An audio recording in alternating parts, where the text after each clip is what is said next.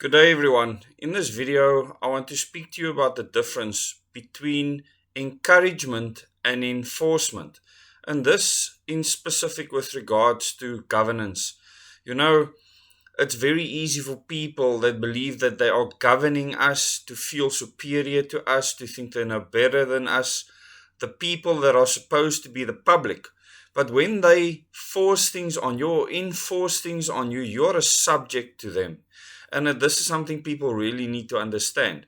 And I want to show you and tell you that there is an alternative.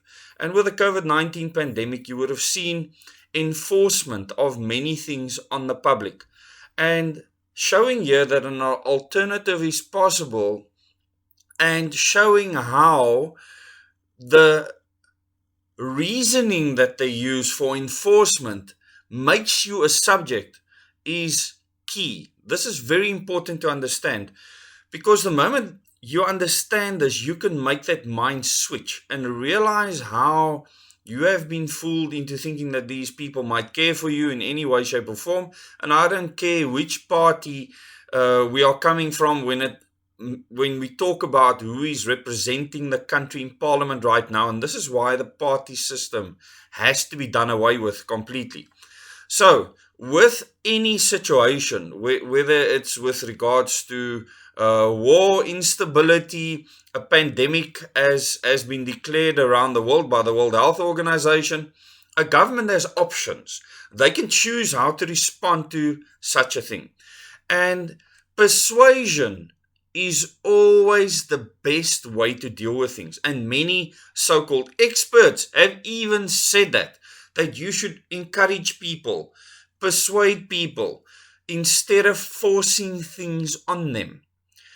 You know, in a country such as South Africa, if you speak to people and you tell them why you as a government believe, rightfully or wrongfully, that something is the case, that a position is a certain position because of XYZ, doesn't matter what the circumstances are, then that government needs to persuade you that they are implementing whatever for a reason that you believe in.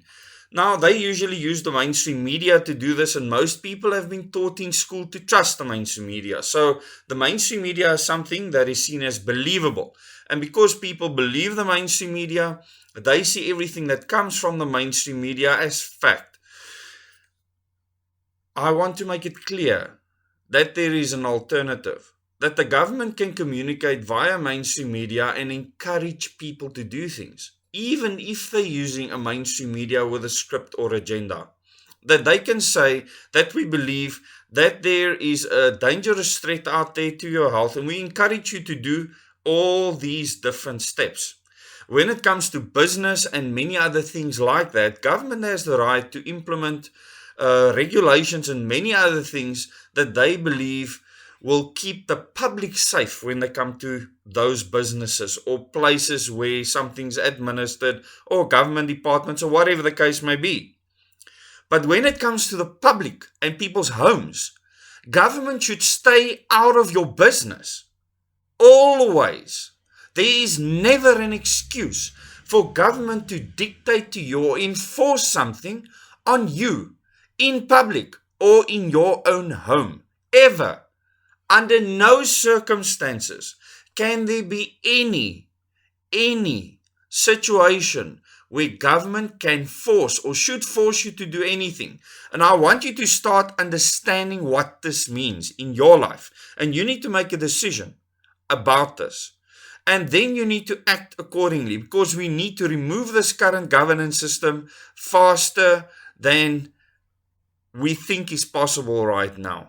We need to do it faster because our government chose to enforce things on us, not give us guidance, get experts together to try and convince us or persuade us. No, they did none of that. They implemented regulations which they believed they needed to force certain things on us. They chose enforcement, not just with a police service, which became a police force, but with the South African National Defence Force. They used the military, which we pay for, the police that we pay for, against us. How is this okay? It will never be okay under any circumstances.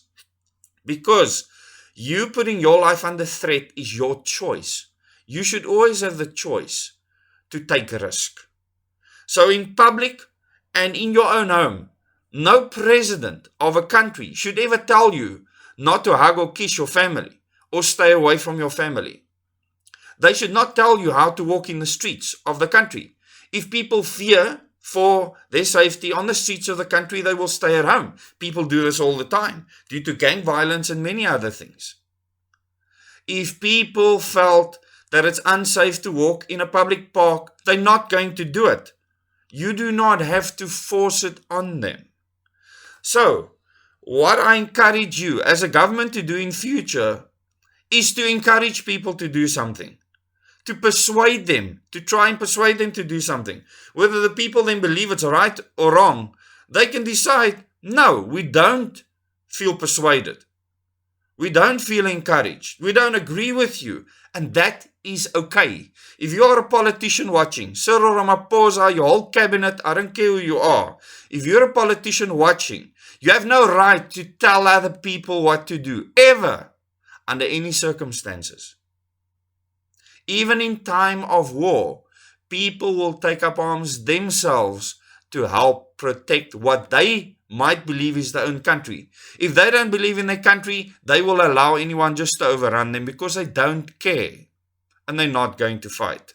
So when it comes to a pandemic and the many other things that will come our way in future, I want to admonish this government and tell them that you can use persuasion, you can use encouragement to do things that you believe is right, and you have a right to do that.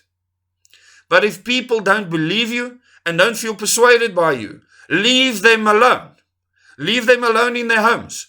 Leave them alone in public spaces. You can impose on businesses what you want, but leave the people of South Africa alone. Thank you very much. Till the next video.